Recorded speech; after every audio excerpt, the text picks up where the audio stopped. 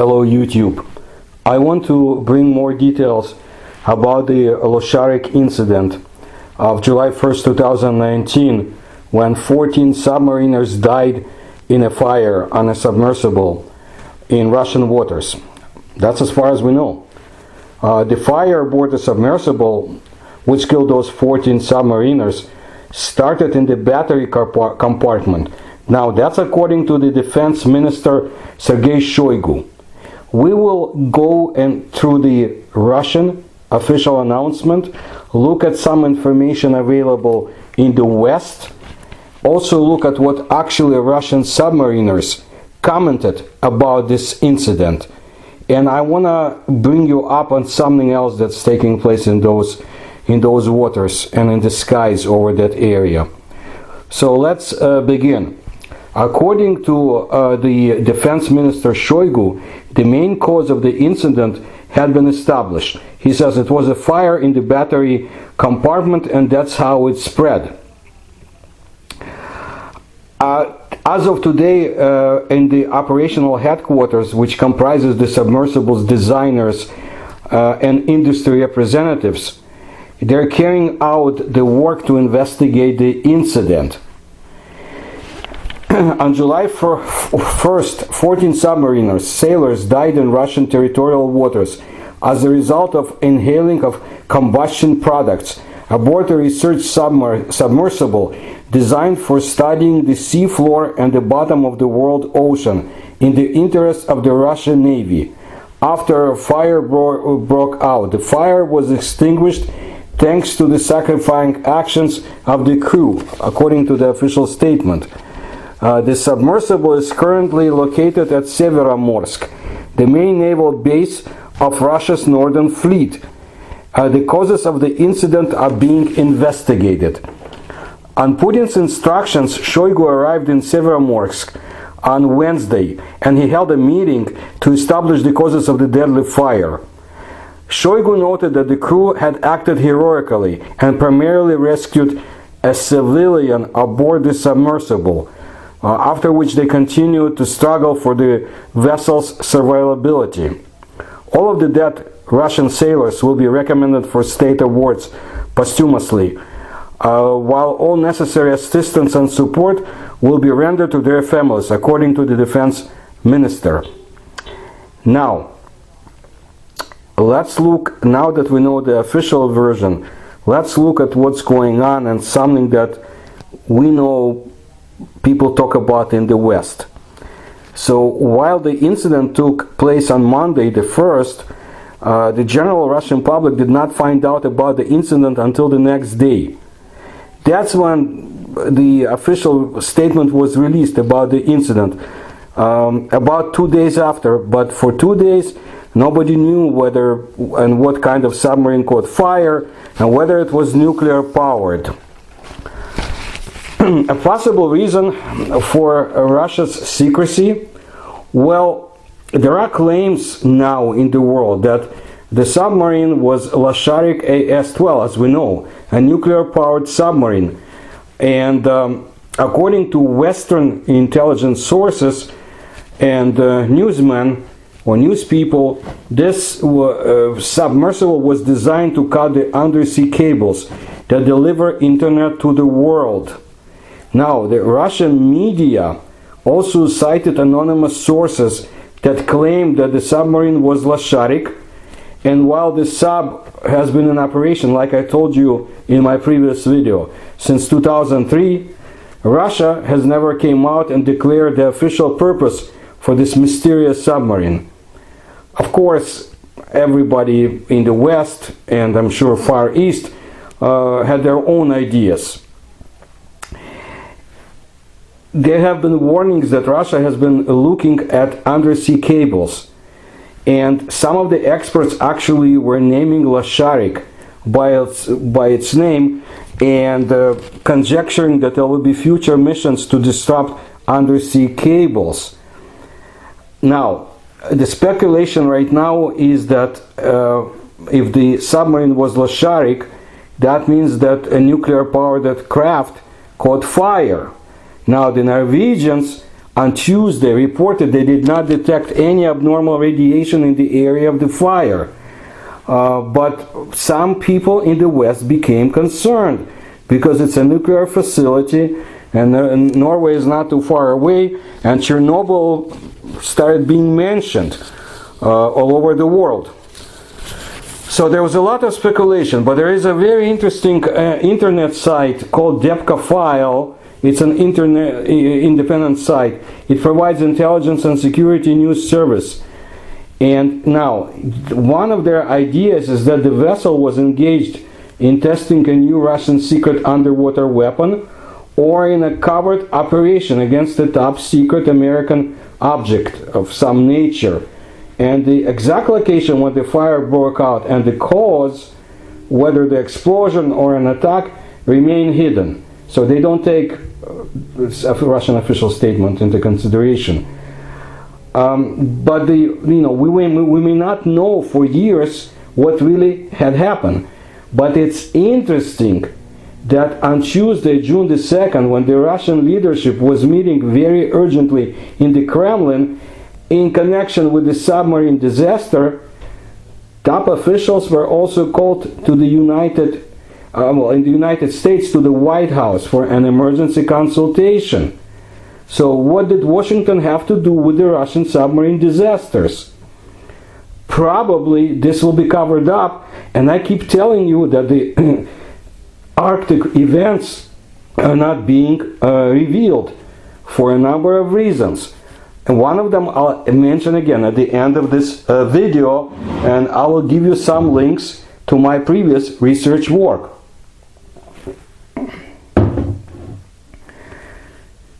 Let's remember something else.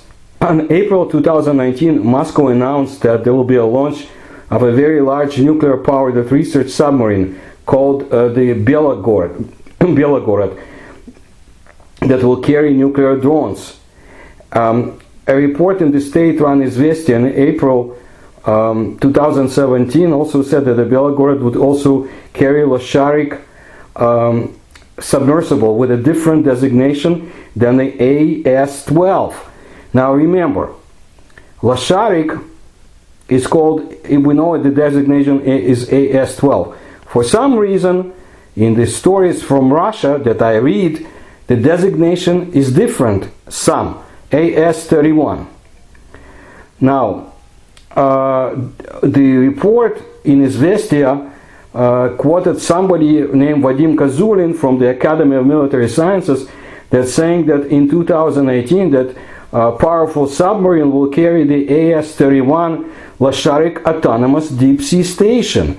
It will transport and install on the seabed autonomous underwater nuclear modules for charging unmanned underwater vehicles, Kazulin said. The submarine will support the deployment of a global underwater environment monitoring system, which the military is building at the bottom of the Arctic seas. Okay? So we already know that there are, let's say, we're not too sure about the designations, and of course nobody knows the exact mission of what had happened. So some of the Russian submarine officers, experienced and seasoned professionals, had their own opinion voiced about the tragedy in the Barents Sea in the Russian news media, and they talked about it. For example, Valery Kulakov, who was the submarine officer of the Navy of the USSR and who himself is the hero of the Soviet Union. And he mentioned that if something happens at the depths down below, there is no real rescue. And then they talk. The AS-31, it's an apparatus that officially has been created to study the bottom of the world ocean at great depths over 2,000 meters. Now, what the military mission is, this is not to disclose because it's beyond the threshold of secrecy. Of course, you can see yourself, he says, the crew of Losharik, only military people, top officials, not their rank not less than lieutenant colonel, people who were specially prepared for this, high-class specialists. What could be the reason for the fire? Kulakov says, I do not know. I myself served on such submersibles, and that's what I got the award of the hero of the Soviet Union for. Some say that the fire started in the storage battery, but I, as a specialist, cannot imagine that how it could happen and what could be the cause. Maybe this is not a very precise version. We never had such emergency situations on similar submersibles. This is the first time, and the first time that so many people died. And moreover, they're specialists. They're just like cosmonauts. That's why they're called hydronauts. Specially prepared, specially trained, just like the cosmonauts as a profession, just not in the sky, but at great depths in the ocean. And if something happens with them at such depth down below, if something happens, it's like we said in the Soviet Navy, there is no rescue. Any accident, even a leak, water leak, this is really terrifying down below.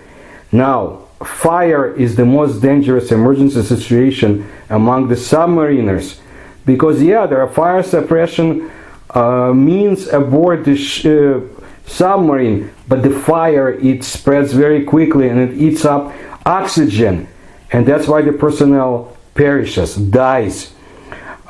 Submersibles have individual means for fire protection and defense, masks, other devices which allow them to breathe in smoke, but they're not really effective. They're more to basically keep the personnel quiet, because the area is very small and there are a lot of people.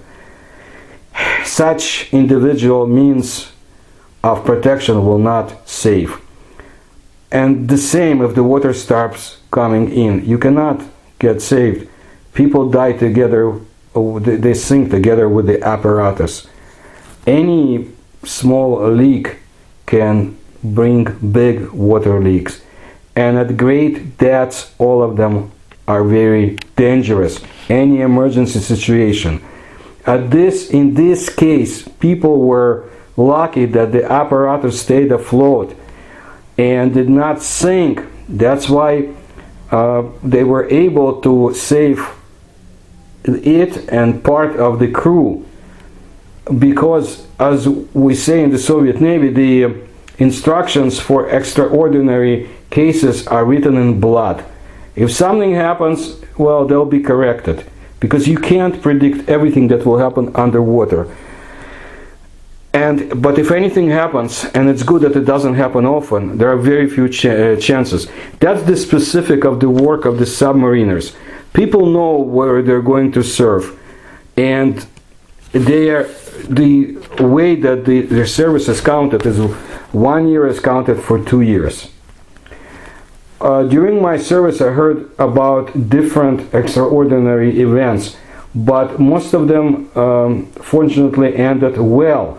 But there were cases when there were fires on big submarines and some compartments just burned out.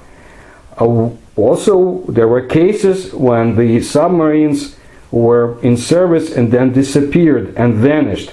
This was a while ago, in the 1970s, and it wasn't found out why they sunk, why they went down. There was a case with K-19 where there was the accident with the nuclear reactor. All of the crew was saved, but the submarine was overloaded and sank. And such submarines like Losharik, also there were cases when the apparatus went down because of an accident, but this happened during the Soviet times, and they were able to save personnel from that submersible. There are books about accidents at sea depths, and you can see everything has been described there. We cannot tell you everything because the service in hydronautics is top secret.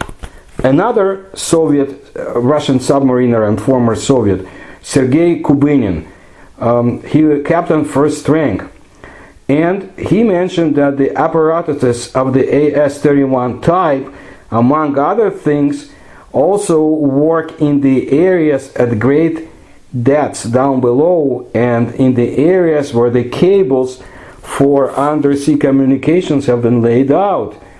Maybe there is such a cable somewhere at the bottom of the Barents Sea, such deep underwater cable.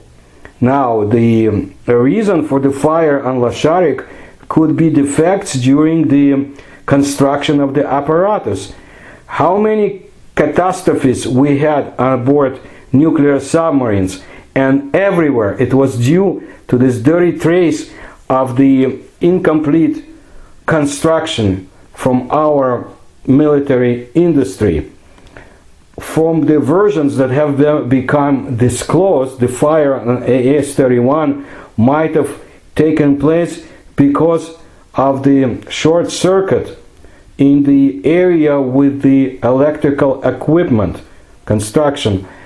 The reason, well, could be various construction defects during the submarine building or installation of the electrical equipment.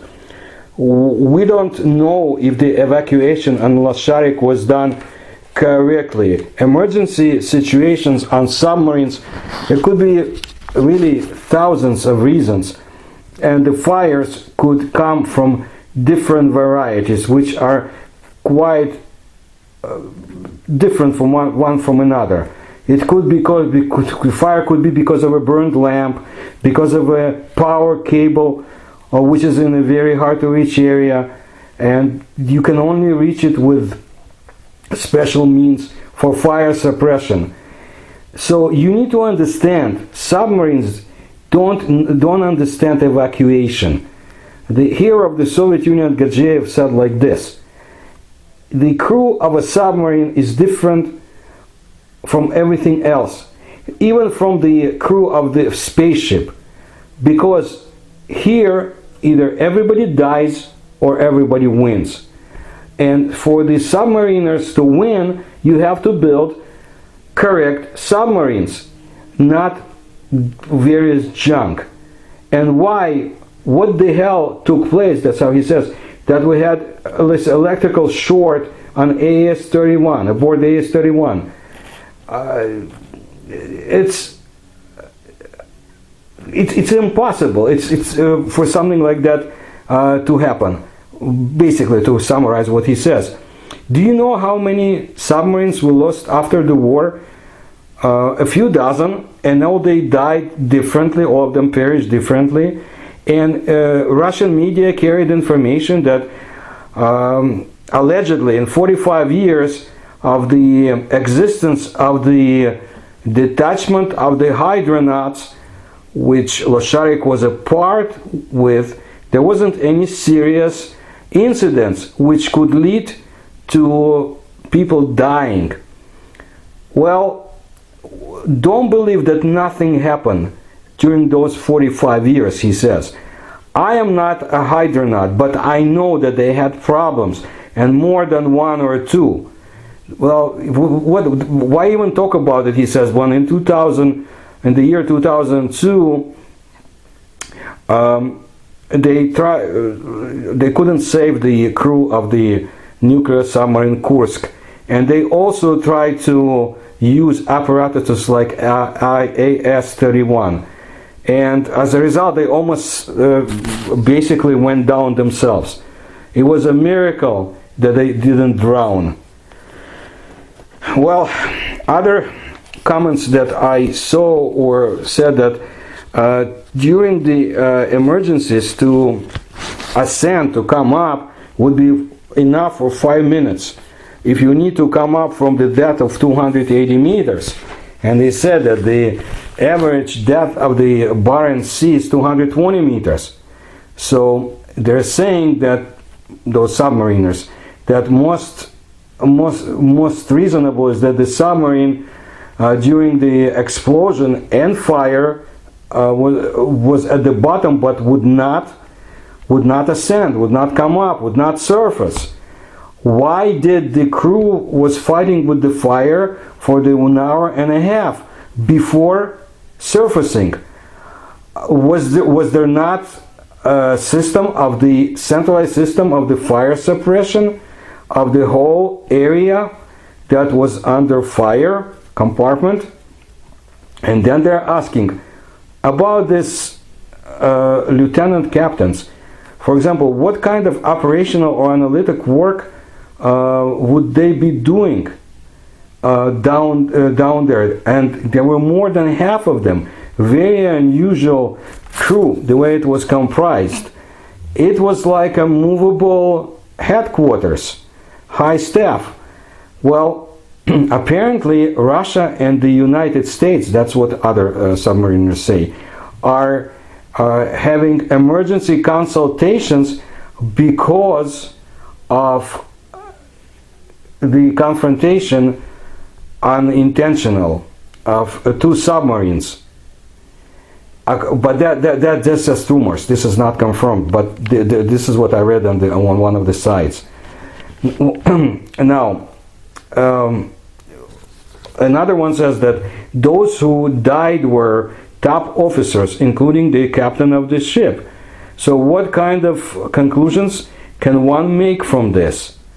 Now, about the incident that happened, what could be the cause? If this was an electrical short, then this is a bloody shame, because it shows that even such top secret apparatuses basically have idiotic situations that are taking place, and nobody pays attention to the technical state of the vessel.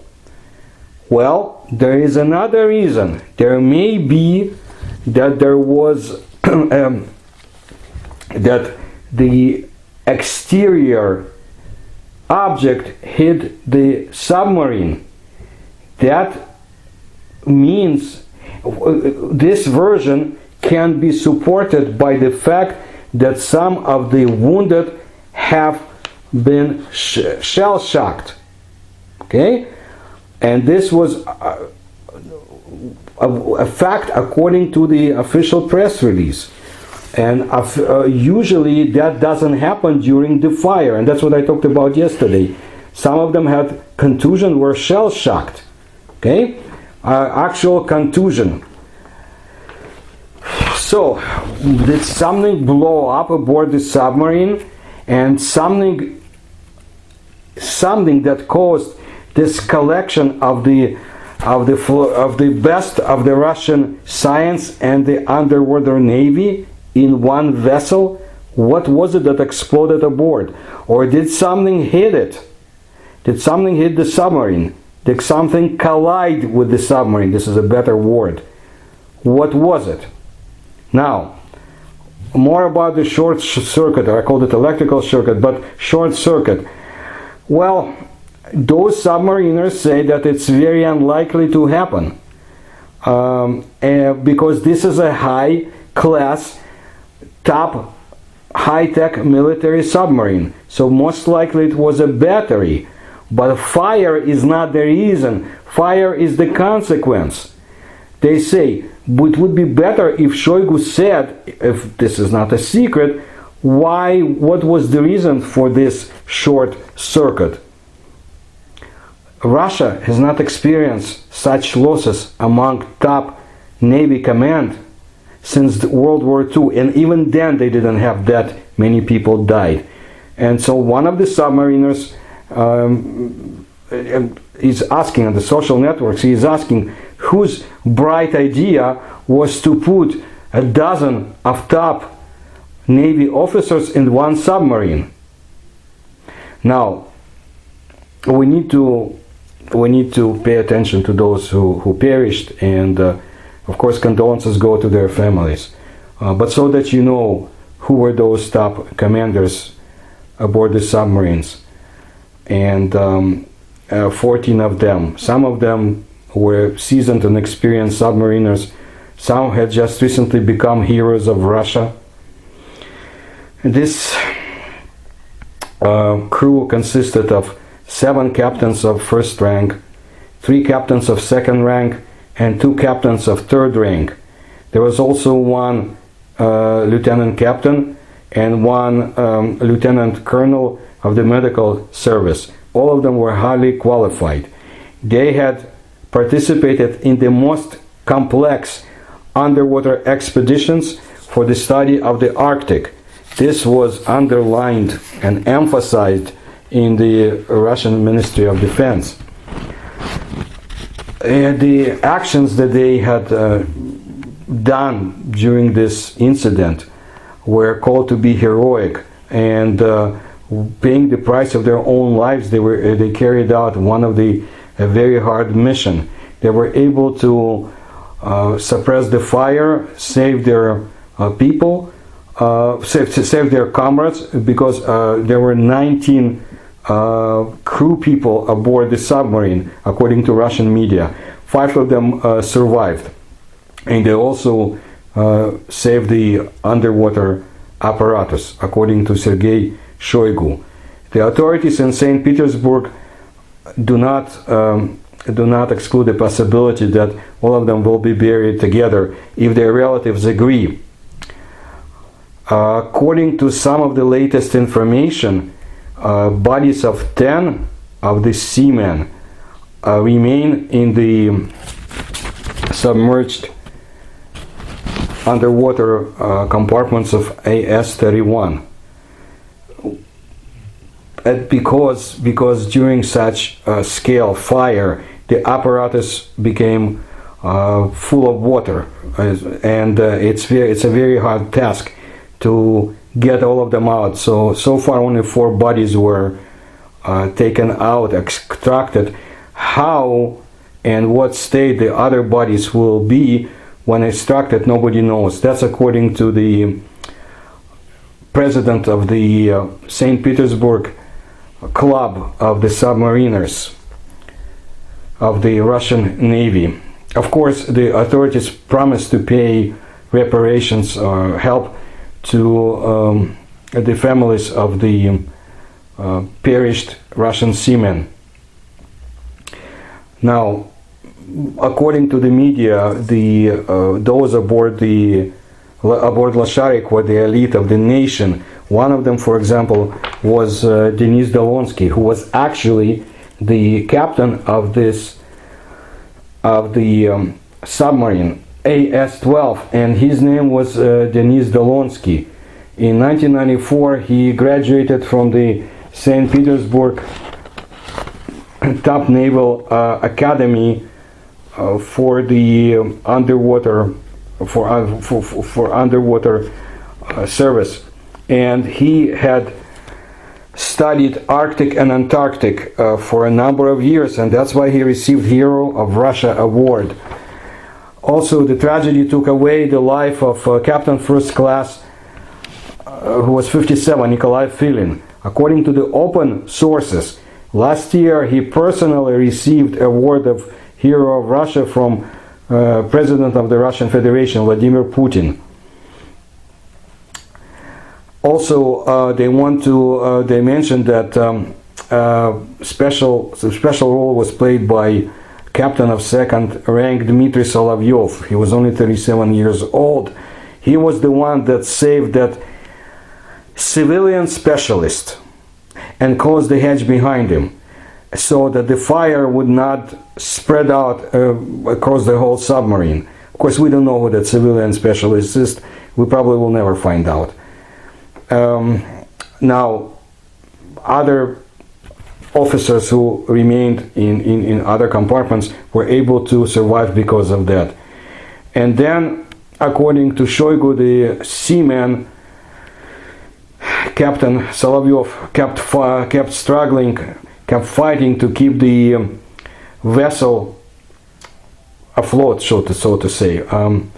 Also, among them was 47-year-old Captain First Rank Andrei Voskresensky, who had service in different parts of Russia.